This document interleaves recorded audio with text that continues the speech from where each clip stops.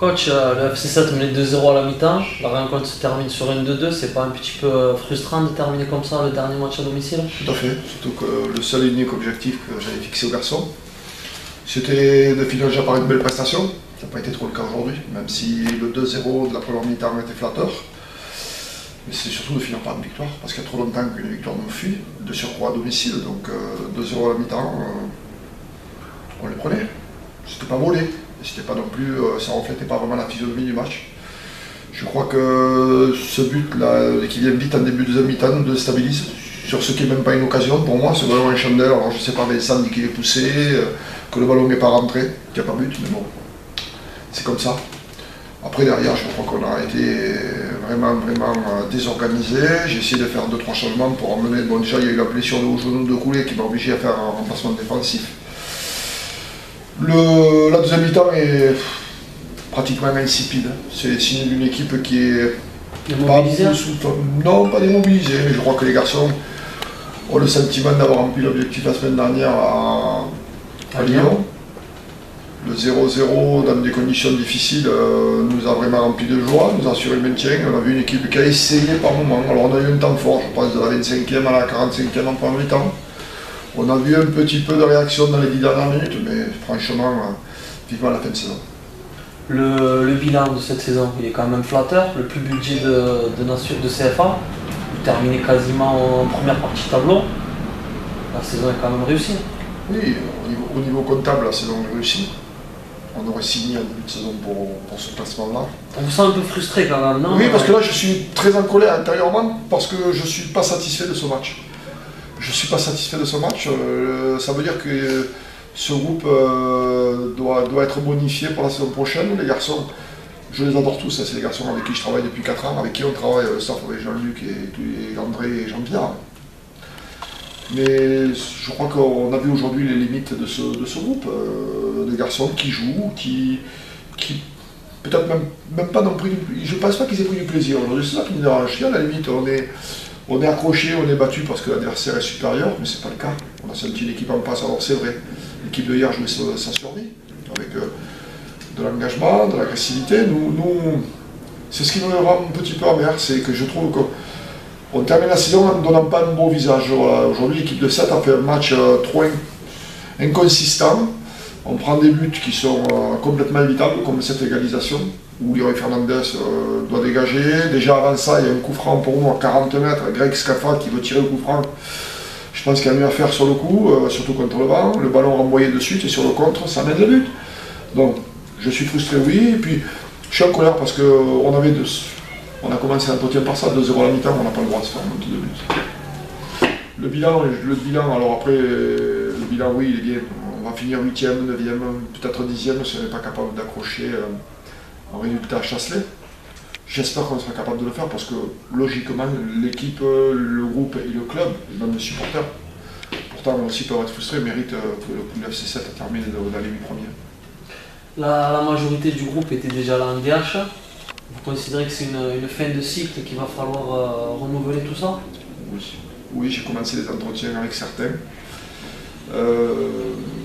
Comme j'ai des relations fortes avec la grande majorité du groupe, j'ai pu leur dire très clairement, entre quatre yeux, on a fait des bilans, il y a des garçons qui vont nous quitter, il y a des garçons qui vont s'arrêter, il y a des garçons qui vont jouer notre rôle dans le club. Est-ce que vous pouvez déjà nous dévoiler quelque chose? Je peux dévoiler quelques indications, mais bon, un garçon comme Grégory Scaffa devrait être entraîneur de la DHR l'an prochain.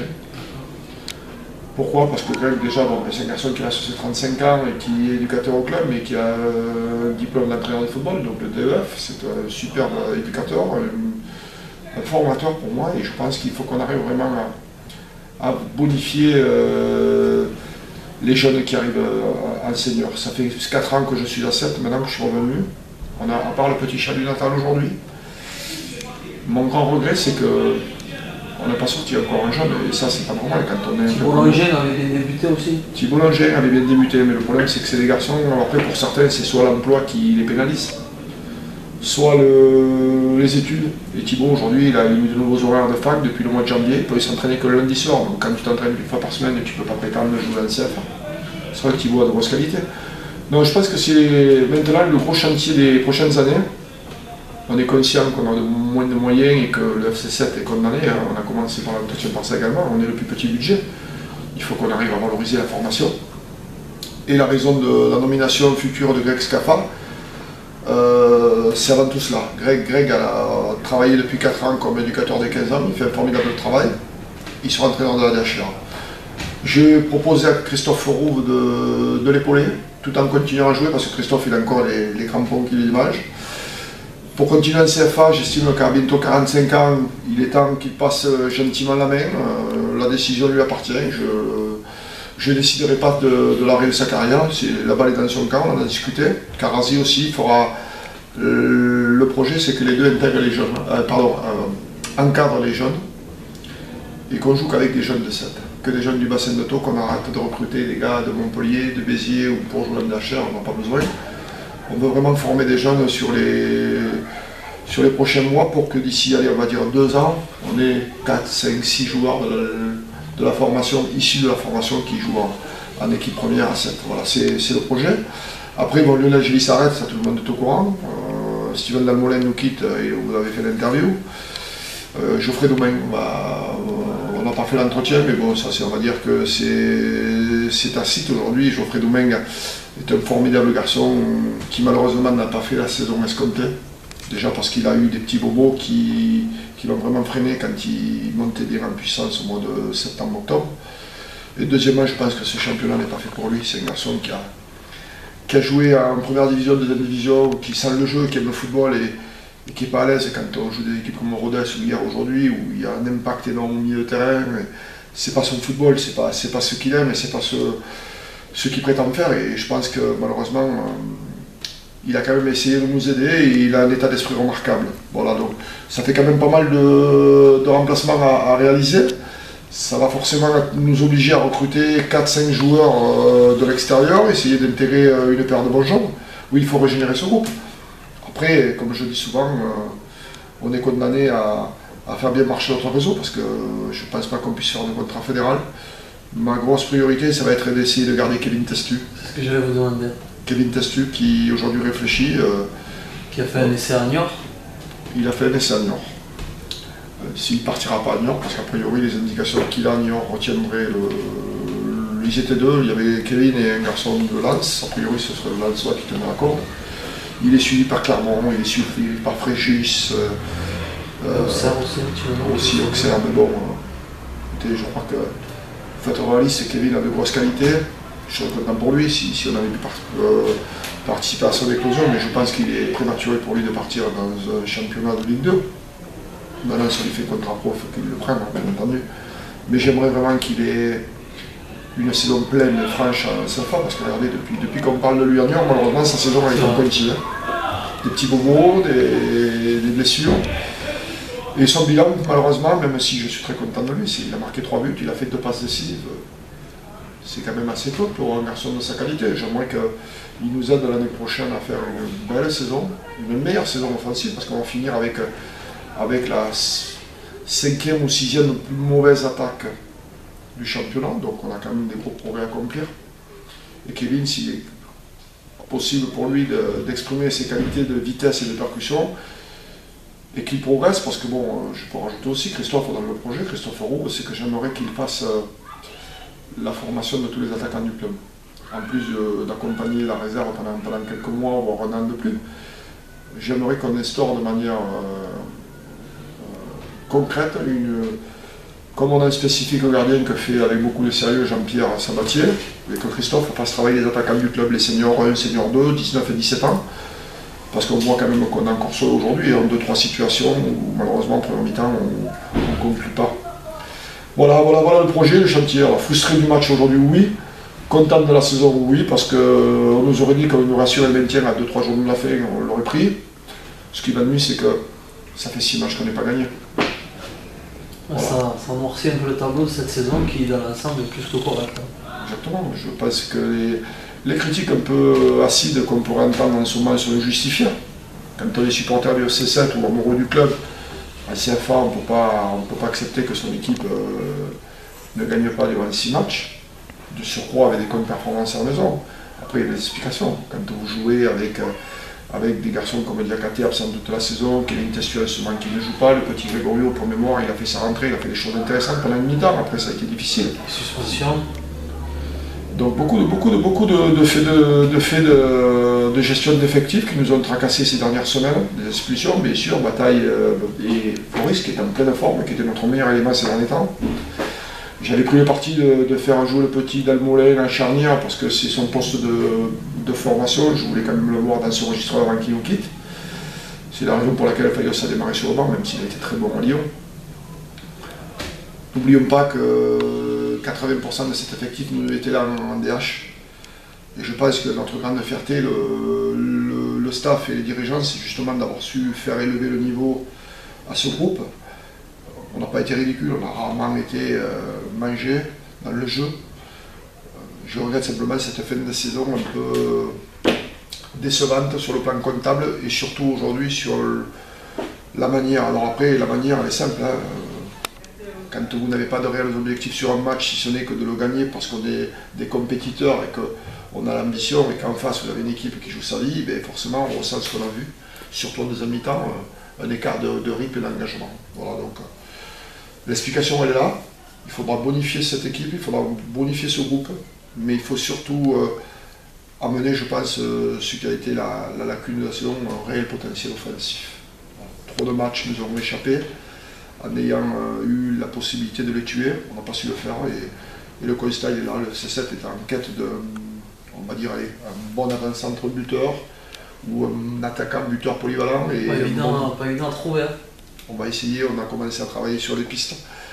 Mais bon, on est confronté aussi à ce dilemme, hein, la problématique de DNCG, savoir si on peut faire un fédéral, deux fédéraux, on ne sait pas trop, on attend, on aura la réponse début juin, mais en attendant on travaille sur les pistes. Mais c'est compliqué. Parce que on a le plus petit budget, mais surtout on a une volonté, c'est de ne pas faire d'erreurs. Les erreurs qui auraient pu être commises par le passé, je ne juge pas mes prédécesseurs, mais aussi une chose pour laquelle on peut être fier, c'est qu'après 4 ans de fonctionnement, le club est monté de haut niveau, mais surtout la gestion est... Garder les pieds sur terre. On garde les pieds sur terre, puis je crois que c'est une obligation. Quand vous avez un club qui fonctionne avec plus de 50% de subventions... Ce qui aurait pu ne pas être le cas avec le superbe parcours en Coupe de l'année dernière et en championnat également.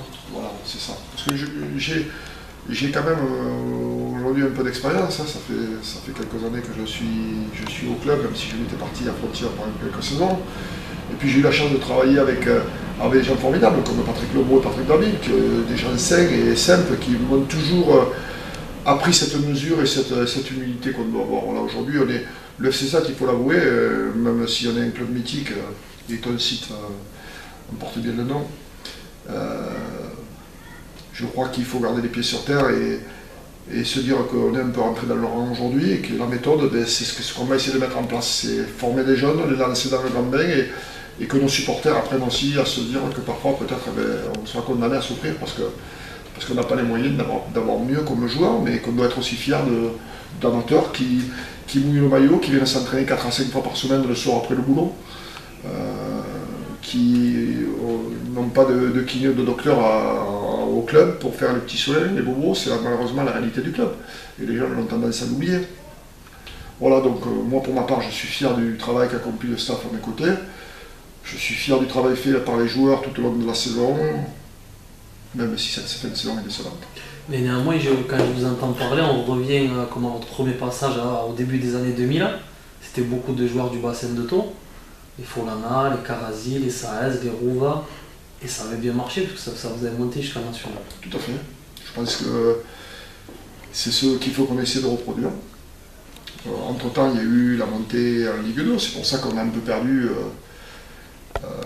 l'essence régionale, mais je crois que c'est ce vers quoi je veux aller. Garder des joueurs cadres, je crois qu'aujourd'hui, une version comme Jimmy Kanak a montré des choses intéressantes. Avec quelques mois de compétition, on voit qu'il est en train de revenir à son meilleur niveau. Il y a des joueurs, peut-être si on peut arriver à garder un Geoffrey Assoumen, on voit encore le potentiel qu'il a, des joueurs régionaux, c'est Montpellier. Si on peut conserver nos beaux jeunes à l'avenir, oui, on peut prétendre à faire ça. Et après, à nous, à essayer de surveiller un petit peu les petits ou les gros talents qu'il y aurait dans le bassin d'Auto et aux proches alentours. oui, on pourra durer. Mais si vous vous souvenez bien, l'histoire du FC7, elle s'est toujours construite comme ça. À l'époque de les grandes heures du FC7, je ne parle pas des années 30 ou 40, mais je parle des grandes heures de l'après-guerre, et surtout dans les années 70-80, c'était une équipe de D3 ou de D2 à connotation régionale. Jamais à 7, il y a eu énormément d'argent. Les photos ici. Vous avez montré notamment Robert Sabatier derrière. Voilà, exactement. Voilà, des exemples pour nous. Mais moi j'en suis conscient. Alors, c'est vrai qu'on est tous ambitieux. J'ai un président qui est extraordinaire, Jean-Marie Berthier, qui aimerait que son équipe puisse briller en haut. Mais quand on voit cette année qu'il y a une époque où on a été 3e, 4e, 5e avec pas beaucoup de points d'écart, on se dit que la bascule, elle s'est faite sur des matchs charnières. Il aurait fallu peut-être aller faire le gros résultat à Béziers qu'on n'a pas été capable de faire. La saison elle est là, la bascule c'est Béziers. Béziers, si on fait l'exploit, peut-être qu'aujourd'hui on est en course pour quelque chose d'énorme.